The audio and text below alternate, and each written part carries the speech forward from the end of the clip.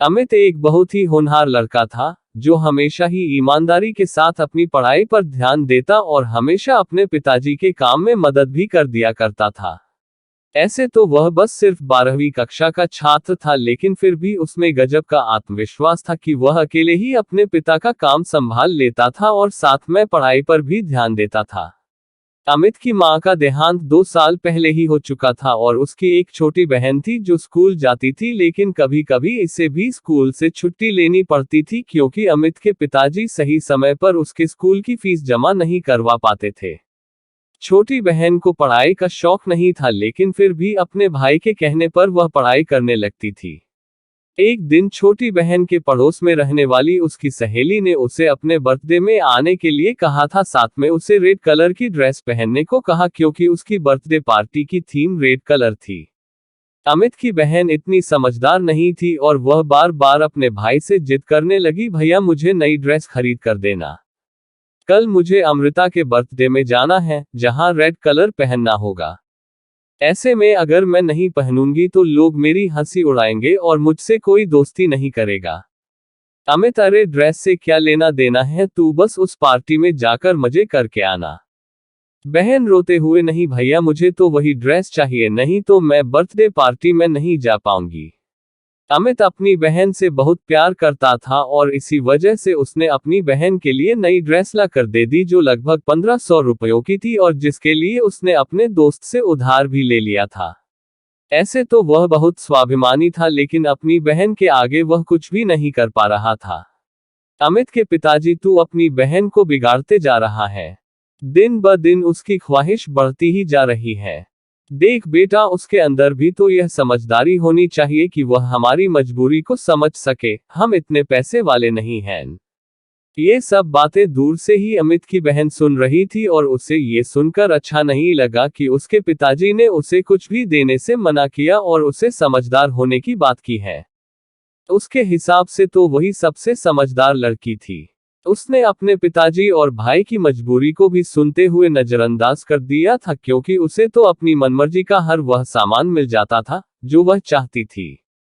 अमित दिन भर अपना काम करता और रात में पढ़ाई किया करता था। वह अपनी पढ़ाई को छोड़ना नहीं चाहता था। यूं ही एक दिन वह पढ़ाई कर रहा होता है, अचानक उसके दोस्त राजीव का फोन आता है, जो उससे कल होने वाली पार्टी में चलने के लिए कहता है। राजीव, अरे चल ना यार, वैसे भी तू रोज रोज काम करता है, कभी हम दोस्तों के लिए भी समय निकाल लिया कर। अमित, हाँ हाँ क्यों नहीं, मैं भी तुम लोगों के साथ चलना चाहता हूँ, लेकिन क्या करूँ, मजबूरी है। मेरे पास तो पहनने के लिए अच्छे कपड़े भी नहीं है और ना ही मैं अपने पिताजी को ऐसी कोई ख्वाहिश करना चाहता हूँ ताकि मेरे पिताजी परेशान हो जाए। राजीव के बहुत कहने पर भी अमित तैयार नहीं होता और वह हमेशा पढ़ाई पर ही ध्यान लगाना चाहता है। ये सब बात सोते हुए अमित की बहन सुन लेती है, जिसे थोड़ा थोड़ा अफसोस होने लगता है कि जो भाई उसके लिए सब कुछ करने को तैयार है, वह खुद के लिए कभी कुछ कर ही नहीं पाता है। ऐसे में अचानक ही अमित के पिताजी को किसी दूसरे शहर जाना पड़ा, जहां पर कुछ जरूरी काम आ पड़ा था।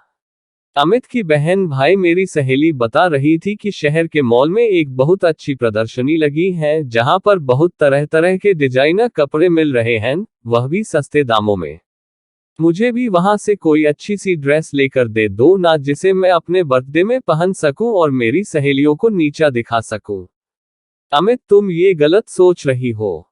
हमें कभी किसी को नीचा नहीं दिखाना चाहिए, बल्कि अपने कर्मों पर भरोसा रखना चाहिए। बहन, भैया आप ही मुझे दिला सकते हैं, नहीं तो पिताजी तो हमें लेने ही ना दें। दिन भर अपनी मजबूरी बताते रहते हैं और कभी मेरा ध्यान भी नहीं रखते हैं। अमित उस समय चुप हो जाता है क्योंकि उसे अपने पिताजी की मजबूरी अच्छे से मालूम है, लेकिन छोटी बहन इन सब बातों से अनजान थी। तभी अमित को ख्याल आता है कि उस प्रदर्शनी में जाने के लिए महंगे पास की जरूरत पड़ती है, जो उसके पास नहीं है। ऐसे में वह दौड़कर अपने गुल्लक को टटोलने लगता है और एक एक करके पैसे जोड़ने लगता है ताकि वह अपनी बहन के लिए उस प्रदर्शनी के पास उपलब्ध करवा सके।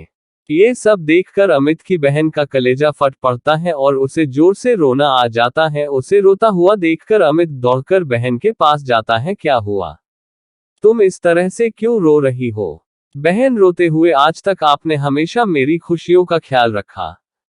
हर वह चीज मुझे दिलाई जो मैं मांगती रही, लेकिन कभी भी मैंने आपसे यह नहीं पूछा कि आखिर आप इन पैसों का इंतजाम कहां से करते हैं। लेकिन आपको एक एक रुपए जोड़ते देखकर मुझे बहुत दुख हुआ कि आप मेरी खुशी के लिए इतना कुछ कर सकते हैं, लेकिन मैं हमेशा स्वार्थी बनी रही। अमित, अरे इतना सोचने की जरूरत नहीं है, आखिर मैं तेरा बड़ा भाई हूं, मैं नहीं करूंगा तो कौन करेगा। बस उसी वक्त अमित की बहन दौड़कर अपने बैग से एक चीज निकाल कर लाती है और अमित की आंखों में हाथ रखकर कहती, मैं आपके लिए कुछ लेकर आई हूं। इस बात से अमित चौंक जाता है और जैसे ही वह अपनी आंखों से बहन का हाथ हटाता है, तो देखता है उसकी बहन उसके लिए एक सुंदर सी शर्ट लेकर आई है। अमित आश्चर्य से, ये तो बड़ी महंगी लगती है, पर तुम कहां से लेकर आई। बहन, आपने जो मुझे थोड़े थोड़े करके मेरे खर्चे के लिए पैसे दिए थे ना, मैंने उसे ही जोड़ कर रखा था कि मैं उससे अपने लिए कोई अच्छी ड्रेस खरीद लूंगी, लेकिन जब मैंने आपके दोस्त की बात सुनी और आपने उसे पार्टी में जाने के लिए मना कर दिया, बस मैंने उसी समय ठान लिया था कि मैं आपको एक खूबसूरत सी शर्ट लेकर दूंगी। उम्मीद करती हूँ आपको ये शर्ट पसंद आएगी। अमित खुश होते हुए, अरे ये तो बहुत ही अच्छी है, मैं तो सोच भी नहीं सकता कि मेरे लिए कोई इतना भी कर सकता है। बहन भावुक होते हुए, ये तो मेरी तरफ से एक छोटा सा तोहफा है, लेकिन आज तक आपने जो मुझे प्यार और सम्मान दिया है उसकी तो कोई भी तुलना नहीं की जा सकती।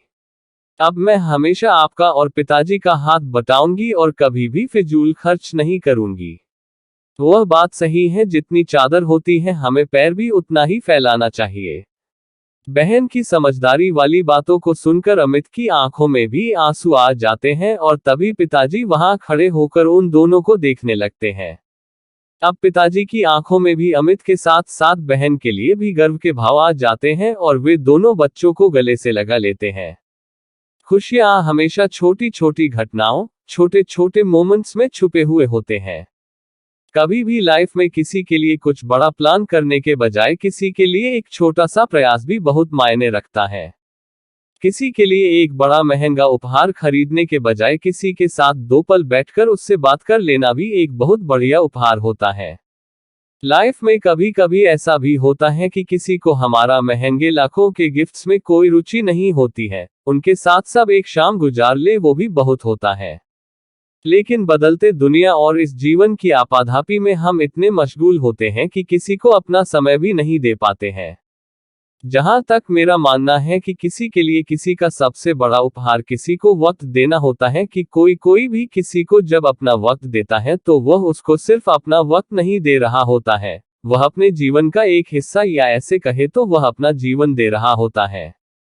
जीवन में सबसे जरूरी 4 लोगों के साथ अपना समय बिताना और उनके सुख दुख में शामिल होना, यही तो जीवन है, इससे इत्र और कहीं जीवन थोड़े हैं। बस काफी लोग इसी खूबसूरत और अनमोल रिश्ते को सहेज नहीं पाते हैं। ये हमारे लिए किसी कीमती रिश्ते किसी महंगे गिफ्ट से कम नहीं होते। आशा करता हूँ ये कहानी आपको पसंद आई होगी। इस कहानी पर आपका क्या सोचना है हमें कमेंट करके जरूर बताएं। कहानी अच्छी लगी हो तो चैनल को लाइक, सब्सक्राइब और शेयर जरूर करें।